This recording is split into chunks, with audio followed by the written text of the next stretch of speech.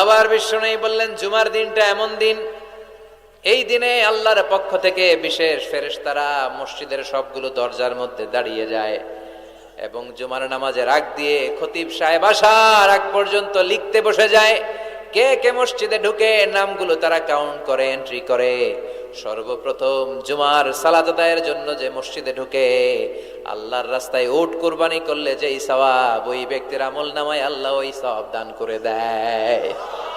সর্বপ্রথম জুমার দিন যে মসজিদে ঢুকে ফালাহুল বুদনা, তার জন্য থাকে একটা উট কুরবানির সওয়াব। ওনার পরে যে ঢুকবে ফালাহু বাকারা, তার জন্য গরু কুরবানির সওয়াব।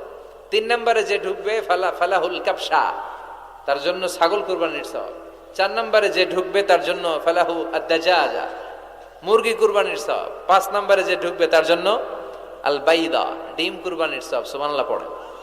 এরপরে ইমাম সাহেব যখন খুতবা